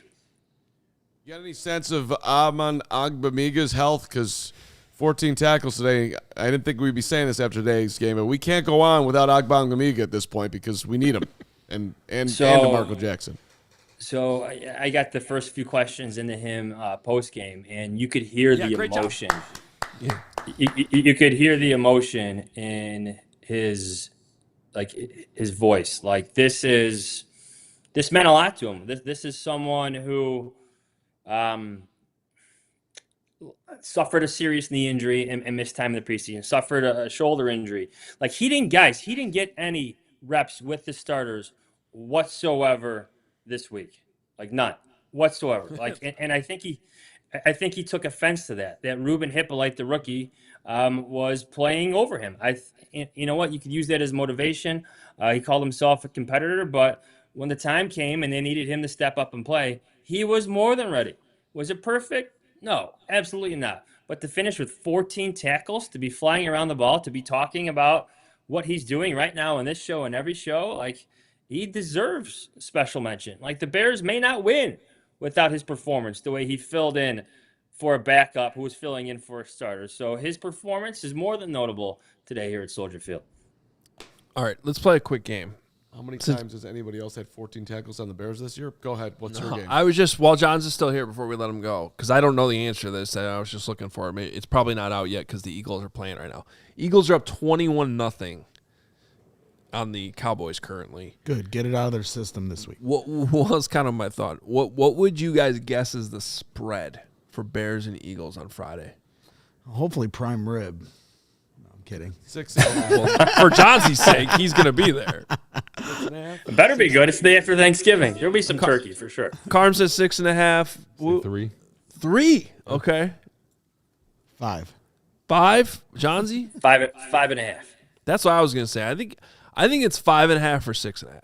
One of those two. Okay. I still think some of the disrespect is going to be in there, but also, the Eagles are looking pretty good right now, and they're going to be at home. Yep. But Tough place. This is a game though where I think the Bears can show that whether they win or lose it, they can compete with any team in the NFC. They give me crap, Jahns, because I call every game a must win, and now I'm saying this Friday game is not a must win. It's a house money game for the Bears. Do you agree with that statement? I think I said it on one of our shows earlier this week. If they go into Philly and they're more than competitive, if they have a chance to win the game, even if they fail, that would feel like a win. Like, it would feel like a statement to the rest of the league that they are for real. It doesn't matter if they've beaten a whole list of backup quarterbacks this year. Like, that doesn't matter. Like, they played well with the defending champions the day after Thanksgiving on a short week, in front of everybody. Like, I would take that as a win, even though there's no such thing, right? There's no such thing as moral victories, but that would feel one as an outsider looking in. Yeah, it would if they went up there, they challenged them, took them down the wire. But you always want to win the game, and I think Philly has shown some weaknesses. Obviously, they came out to a hot start today, but I think when they played the Lions, they really struggled to move the ball. Multiple games this year, they've struggled to move the ball. So the Bears have been, when they're taking the ball away, they've done some great things. So that's why we play the games on Sunday or Friday, rather. So I'm looking forward to this one. Well, maybe you can help me out with this, Corey, but I'm pretty sure the year the Bears got to the NFC Championship, you guys played the Eagles, and it was in Philly. No, it was at home. It was at home? Mm-hmm. Okay, because I remember a game in Philly when it was 2013. It was bad. When the Eagles were the dream team. With Chip Kelly? No, the Bears ended up winning because Earl Bennett had 2 touchdowns. And 2011. Yeah. Yep. And it was one of those games where no one gave the Bears a chance against the dream team Eagles. And they went in there, Earl Bennett with 2 touchdowns, and they won it. So maybe it's going to be kind of like that one. I wouldn't count this team out at all. Yeah. Is my point. We just don't know. If you're telling me that Ozzy Trapilo started, maybe he'll play great, but so you're missing your left tackle, you're missing your 3 starting linebackers, Jonah Jackson, who knows how he's coming out of this. Shout out Luke Newman, that's another injury. Yeah, but go ahead. You could get Jalen Johnson and Kyler Gordon back. That's true. That's true. It feels a lot like that 2010 Green Bay team. I know I said that twice, but hey, you never know, right? The injuries, and the great part about it is they're having most of these guys back. Yeah. Jahns, let's let you get out here and get to whatever else you got to do today. Any final thoughts that we didn't tee you up on? No, I think you have a team, whether it's new players like Grady Jarrett, like appreciating that they're part of a winning team and playing a role in this, and like guys like Jaquan Brisker, who been part of a lot of different types of losses here for the Chicago Bears. Now he's part of a lot of different types of wins. Something is happening, whether it's Dennis Allen and Ben Johnson working their magic. Did you see them hugging the sideline after the game? Like, something is working with the Chicago's Bears team, and I just think, like, the players are enjoying it, and I think that's the best way to take it this year. Yes. Real quick, while Jahns is still on, Carm has this video from the locker room on Friday where they're debating Deshaun Wright's best interception of the season. And Tyreek Stevenson jumps into the conversation. Jonathan Owens jumps into the conversation. Like, we're so used to covering these locker rooms where nobody wants to talk. And we got guys like bombarding their interviews to offer an opinion and, pat their teammate on the back. And then he goes out and has an even better interception today. It was unbelievable. Yeah. Well, I think, and this goes back all the way to Las Vegas. I'm showing Josh Blackwell in the locker room the video of his field goal block, and Tyreek Stevenson from across the locker room sees what's going on. He goes, "I want to see that!" and they come running over to watch it because they hadn't seen the replay yet. The Bears are playing it's fun. It's fun football, boys. Fun Bears. The vibes are undefeated right now in the locker room with the fan base. They're charged up, fired up. It's a great time to be a Bears fan. It honestly is. We've all hit a new level. Bragg's watching on the balcony. I mean, unbelievable. And having a smile on his face for some of the game. What? Yeah, I went outside and gave him a hug in the middle of the game, and then I realized there were 7 Dr. Peppers and an orange in his lunchbox. Yeah. Pat Finley getting an extra question. Always come prepared. We're hitting on all cylinders. All right, Johnsy, get out of here. Thank you so much. You're the best. See you, boys. Adam Jahns at Soldier Field. Dr. Pepper. Now there's a big 7 Dr. Peppers and an orange. It's the most random and the nastiest hat I've ever seen. No, just in case though. It's 5. Just in case. He brings his whole case of them. Listen, it's called the party pack. The guy's elite. He's got his cigars. He's got his Dr. Peppers. He's got his oranges. He's living the life of Riley over here. All right. Can I ask you this? I know you're transitioning, but Hoge, I think they said on the broadcast today that Ben Johnson brought up the middle 8 to them. Yeah, they did during their meeting with. It's in Carm's notes. It's in Carm's notes. Yeah. Well, we're bringing it to the show today. Because obviously, Hoge, you said you were really proud of the Bears in the third quarter, so I think that plays into the middle 8. But I also think one thing we haven't brought up on today's show is, to me, one of the more underrated moments of the game, and that's when they give up the touchdown with 1:15 left on the clock on the tush push that the broadcast didn't show. And then all of a sudden he's scampering down the sidelines, Gainwell for a touchdown almost. And, that felt like a back-breaking moment because the Bears were starting to fight back, trying to grab that momentum back. And then all of a sudden the Eagles on a fake tush push end around, get a huge play. And to me, when you talk about that middle 8, the Bears have 1:15 left, and they weathered the storm, getting down there and getting into field goal range. And at the time, I think a lot of fans had a bad taste in their mouth because all the missed opportunities and the mess ups and the fumble in the end zone. But to me, that was a gathering moment that they were able to weather the storm, get the 3 points. And what did the Bears end up winning by? 3 points. That was a huge moment. And when you talk about middle 8, that I think set the tone for the second half. That's right. I did save the season. Well, for those who might have missed this, not watching every day, by the way, hit the like button, hit the subscribe button, Monday through Thursday at 1 o'clock. Friday show, Hoge and Jahns give you the preview show, which is awesome. And then, of course, pre and post on Sundays. Any breaking news we're breaking in, CHGO Bears. So hit that subscribe button on CHGO Sports. Anybody new, we appreciate you. Yeah, you're talking about. I asked Ben on Wednesday about the middle 8. Thank you. And how much he's looked at it. Thank you. Sorry. And he said he hadn't looked at the numbers yet. Ho goes to Hallis. Wednesday asks Ben. Ben says he hasn't looked at it. Next thing you know, the broadcast this weekend is saying that Ben Johnson was talking about the middle 8. So it was very clear that Ho got to him about the middle 8. He went in deep dive on it, learned that they weren't great at it, and then he felt so interested by it that he wanted to share it with Ian Eagle and J.J. Watt, and now the Bears are winning games because of Hoge. Anybody want to quibble with that in any way? Yeah, all right, no. I don't. You had a best middle 8 of the year? Well.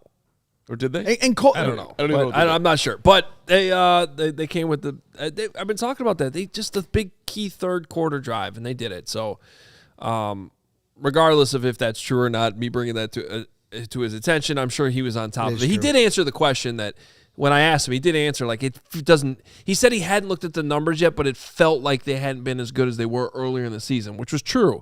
The Cowboys and the what was their other win there? The Raiders games. They were really good in the middle 8. And then they had this huge drop-off where they were minus 34 over their next 4 games in the middle 8, which is a huge point differential. And they fixed it a little bit last week, so they're minus 28. in their last 5-6 games, whatever it is.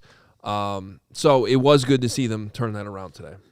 I mean, Cole Kmet told us that we can draw up a trick play, and I think now that we have helped with the middle eight, I think we've more than earned. I actually got to do that. We've more than earned our opportunity to draw up a trick play now. It's awesome. I'm glad you brought up Kmet because on Colston Loveland's touchdown, they showed Loveland on the bench afterwards, and Kmet is sitting right next to him and couldn't be more celebratory with him. Not, that he wasn't like sitting there looking at his iPad at what plays he possibly is. He was just having a great time there. And I thought it spoke a little bit, at least, to the Bears' chemistry. Yeah. I mean, for everybody that always tries to take, things that are a strength for the Bears with their depth and divide the players, whether it's Colston versus Kmet, they're, as Cole said on the interview, they've become really good friends, and Monangai versus Swift.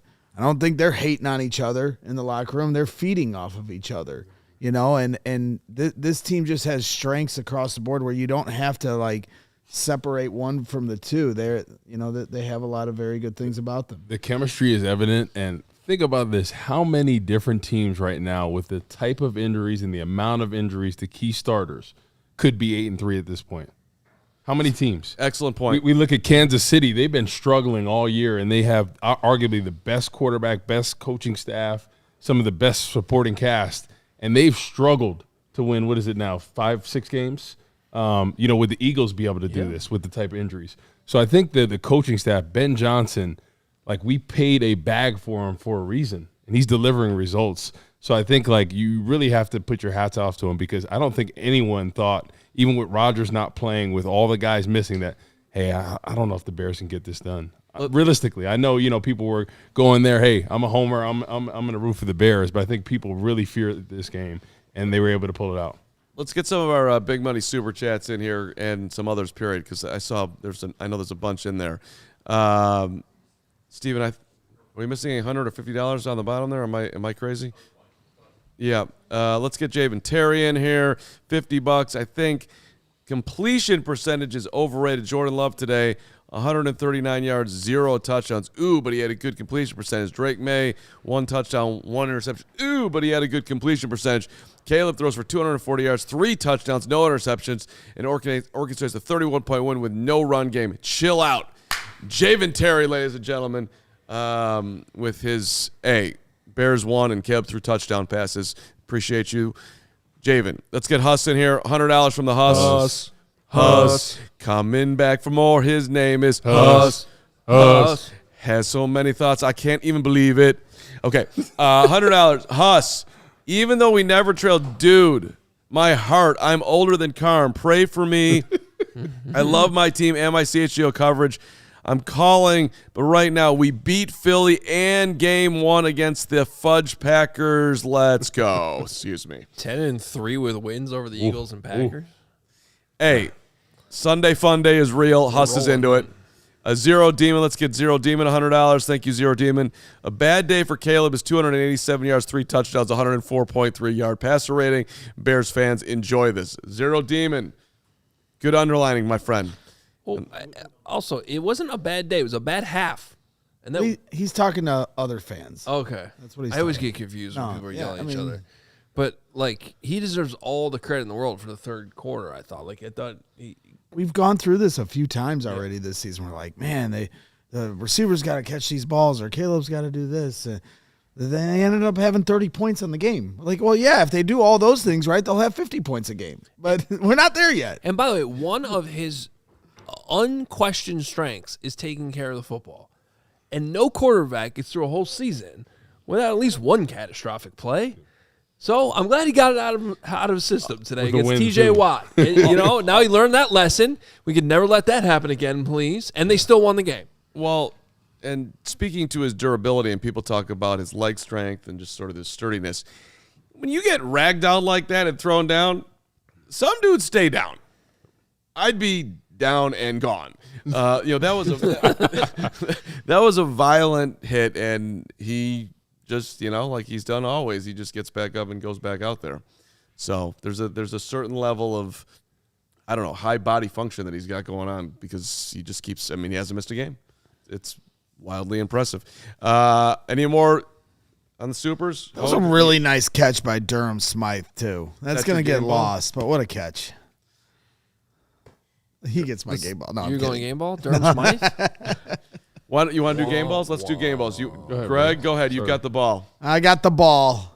The ball. And my game ball goes to Nahshon Wright. Ooh. Nahshon Wright has made plays all season long. He's been called in as the emergency cornerback 1 for this team at times. I believe he now leads the NFL in interceptions. And he has one of the most... Byron still does. Are they tied with 5? They're tied with 5, okay. Respect what should be... I'm sorry, I thought he was 2 ahead. Respect what should be a one-shot. It's not, though. And Nahshon Wright gets an unbelievable interception. He almost had 2. He was great in the run game at times. He's all over the football field. And while you've been without Kyler Gordon and Jalen Johnson for the majority of the year, Nahshon Wright, who was a standout at training camp, has been a guy that has helped you survive and advance every one of these games, the last 9 games. And Nahshon Wright deserves the game ball and deserves a lot of credit. Happy for him. And my game ball has to go on the defensive side of the ball. And is it getting hot in here? Because I'm sweating Montez Sweat today. What he did was really take over that game. Should have had 3 sacks in there. I think we called him out earlier in the season. He wasn't playing up to his pay grade. Yep. And he's changed that. The past 6 games, 6 sacks. Should have been 7 today. He had Mason Rudolph for that 3rd one. But especially with the linebacker position, right, having all that depth not there, new guys that have never played, he stepped up huge and was a big reason why the Bears were able to close it out. Guys, go through the average starting field position for the Steelers after the kickoffs today. 5-yard line. Pretty good. 20-yard line. With this year's kickoff. The knuckleball kick there. 25, 27, and 27. Cairo Santos, I was talking to some people this week. He's been working really hard on that, what they're calling the dirty kick, those knuckleball kicks, with the whole idea of if you can get that thing to land and hit the ground in the landing zone, if it rolls into the end zone, the touchback is only the 20, and if they bobble it at all, obviously that allows your coverage to get downfield. So I know everybody's been on Cairo this year, but those kickoffs have getting better and better and better every single week, and that's going to become a weapon. Watch the playoffs. I'm telling you right now, the teams that have that dirty kick and those knuckleballs down, it's going to make a difference in these games. With the field position, especially once it gets colder and we're starting to play more and more of these games in the weather, that field position is going to be crucial. And the fact that Kyle's been able to work on this throughout the season and now be able to use it in these games, he gets my game ball. Using your game ball to dunk on me, bro? Is that what you just did? Why, because you wanted to fire him? Yeah.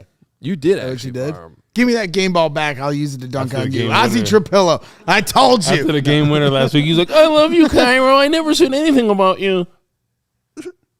Oh, now you're backtracking, huh? I'm not saying Okay. anything because I'm going to respect what should be a one-shot to Carm. Oh, thank you so much, Gregory.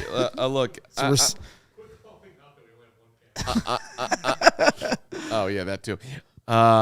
Listen, I know this is only for one person, but I started the show with this way, and I got to do it again. This is the DeMarco. No one's held up football more Amen awkward. to Ogbong Bamiga.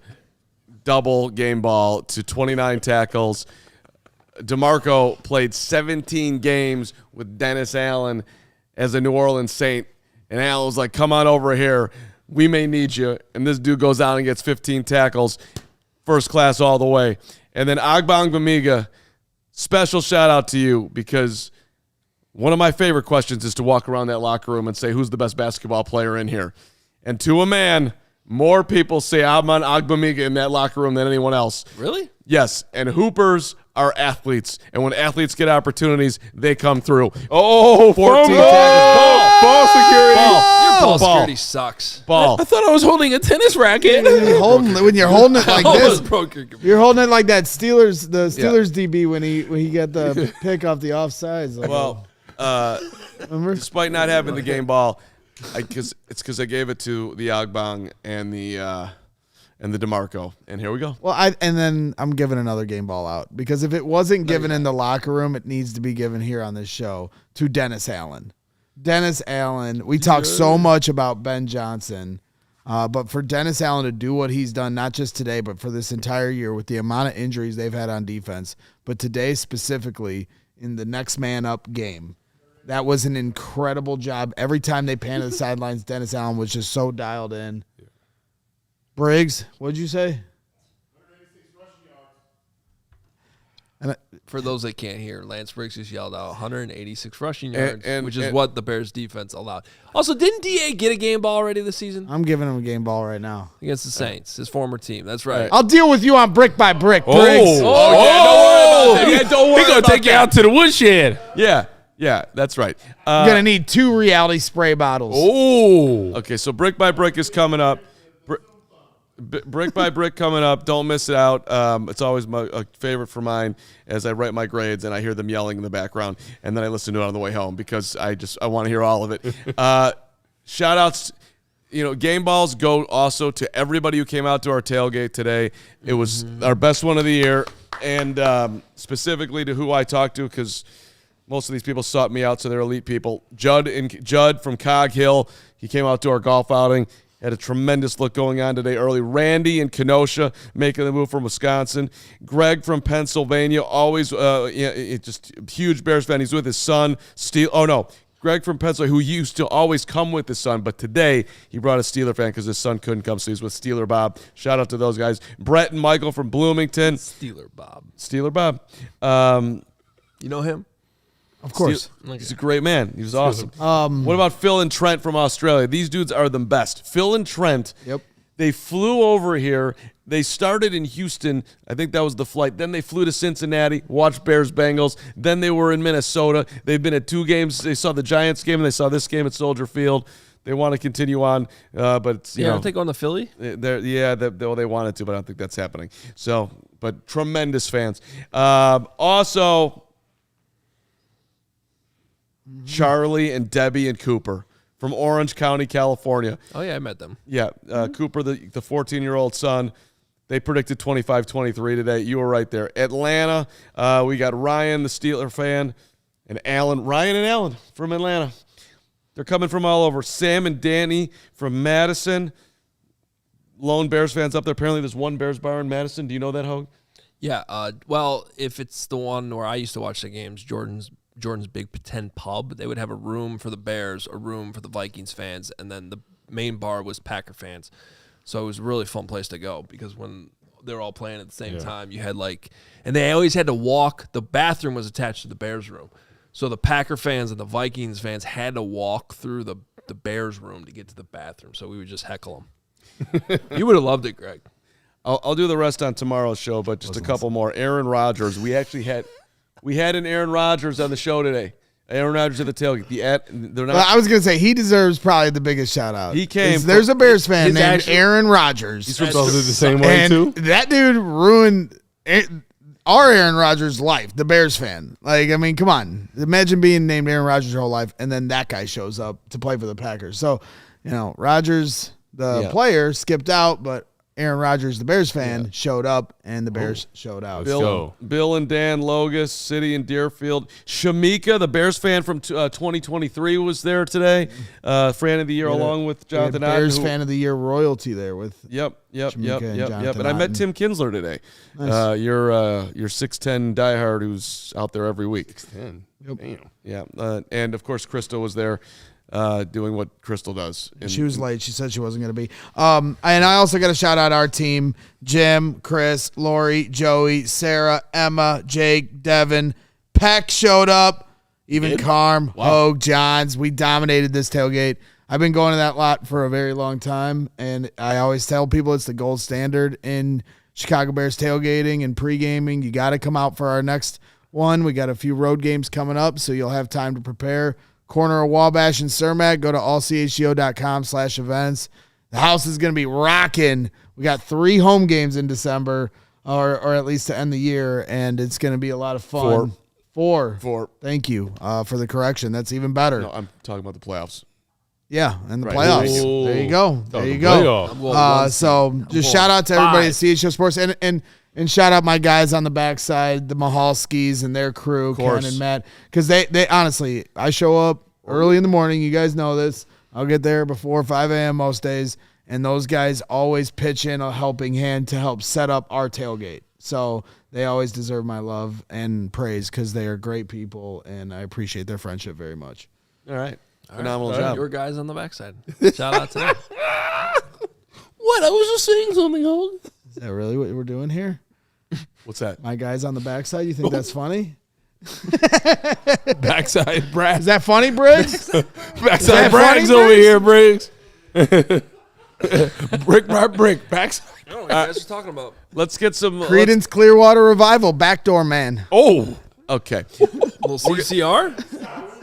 Let's focus on being 8-3. Let's focus on some super chats that haven't gotten mentioned. Let's start with Giuseppe. You know it's scary when Carm's saying to focus. That's correct. Giuseppe Mandel, our guy. Let's see, what do we got here? Linebacker missing, QB missing, or DB missing, excuse me. Linebacker missing, DB missing, and we still find a way. Kings of the North. Question: how do we fill these holes of D now? We are getting real thin on D. Somehow, some way, we keep finding a way. Thank you, Giuseppe. Yeah, those are all good questions. I don't know who else you can sign out there. You just got to get healthy. Get healthy. Tremaine's going to miss 3 more games at least, but TJ Edwards could come back. That would help things. So too. And, I mean, the way Jamarco Jackson played today, you can keep him in there. Yeah. I mean, I know it's not perfect, but shout out to the coaches for getting these guys ready. 15 tackles is a hell of a job up there. Yeah. And, yes, it also looked like Steelers were going to score every time they touched the football. So, and that's the Steelers and Mason Rudolph. So a little bit scary. Anybody else who want to get in here? 1999 from Johnny DeVivo. Thank you, Johnny. I don't see anything. Yeah. What's that? Right above. Oh, right above it. Holy crap. We were down 7 defensive starters and still pulled this off. This feels really good. If we can get Caleb to throw 65%, we would score 50 points a game. We actually talked about that. Yeah, I mean, plays are there to be made. Capitalize on it. Well, and a reminder, the Steelers are the worst passing defense statistically in the NFL this year. It is going to get tougher. They're not always going to be there. There was a bunch of opportunities today. And well, there's a guy named Vic Fangio you're going to play on Friday. Yeah, and that's a thing. But, you know, Bears. I don't really have anything else to say to that. Yeah, that's a problem. House money. Sounds like a good test for Caleb and Ben Johnson. Yeah, but that was my butt. Spin zone. Ben Johnson is facing Vic Fangio. That's right. Great matchup. That's right. Let's get Jazz 757 in here, $20. Don't think it's talked about enough. How much of a waste of year Caleb's first under Flus was just trying to survive. This is his first year under a cohesive system and solid structure. The ups and downs are to be expected. That's very fair. Well said. Very fair. No one's going to push back on that, Jazz. The Bears did him no favors last year. Another set $50 from Huss. Another 50 for the leader in interceptions in the NFL, Deshaun Wright, which if you missed that video that we put out in pregame. We tweeted it, too. We tweeted it. We've referenced it on the show. We referenced it. We'll talk about it. I'll probably dream about it tonight because it was such a great performance by me. I didn't know what he was going to say. I was so scary. I was so scared. I was like, what is he about to say? I love the non. All of us, it got real quiet. You never know with them senoritas. I love the non-trust there was a chance. Oh, no. Oh, no. Oh, man. Listen, that's not the way I'm going to go out. $10 from It's Just Werner. You're not just It's Just Werner. You're Werner, man. But this don't just yourself. But this is why Ben and Poles can win together. Poles can find talent, but it takes coaches to put them in position to meet or exceed their potential. Bear down. Braggs has been outlining that Ryan Poles is the best GM in the NFL all show long. Don't use hyperbole against my point. Give him his flowers today, right now. Yeah. Give him it. Give him his flowers today. You can trash him every other day of the week. Give him his flowers today. Okay. Flowers to Ryan Poles for finding Ahmed Agbamiga. Yeah. Yeah. No doubt. Luther played well today. Colston played well today. Darnell Wright played well today. Ozzy Trapilo played well today. You're absolutely right. I will say this. My Poles take was Caleb? was nowhere near he should be fired. I thought it was a little soon to give him that extension they gave him. Mm-hmm. But the way the season has played out, he would have gotten it anyway. I'm not trying Fair? to. I mean, I'm not trying to. Oh, he's staring you down, I mean, Carm. Like so. I'm just tired. Well, good news. You got another show. That's right. I get my second win so I can show Briggs what defense is all about. Ooh. With 7 men down. On his 6 Dr. Pepper. David Walsh. I have another Dr. Pepper for this next show. Let's get David Walsh in here, the Walshinator. I love this team. So many injuries, so much adversity, so much self-belief. I'm really pleased to see Montez and Grady have big impact again. Delighted. What have I got there? Defensive coordinator? Yeah. Delighted defensive coordinator, those linebackers too. Let's effing go effing CHGO. You're the man, Walsh. David, Appreciate nice you. hat in that avatar too. Good Yeah. to see those Hogan Jahns hats getting out to Europe. That's big. Ostelio, do we do that one? Let's do Ostelio. $10 from Ostelio. Every single week, multiple times per week, everyone on the show says, was Caleb perfect? No, but please find something new to say. Bears are 8-3. Can you guys act like it? What do you want us to do? Dance? Yes. I thought he Go was ahead. perfect. Start dancing. That was great. All right, hey. Thanks for We're doing the best we can out here, my friend. Thanks for putting that one in there. Yeah. I don't read them beforehand. So, hey. All right. I get it. Not enough flowers. We're working on it. They're 8-3, baby. No one is more happy about it than us. Literally nobody predicted that they'd be 8-3.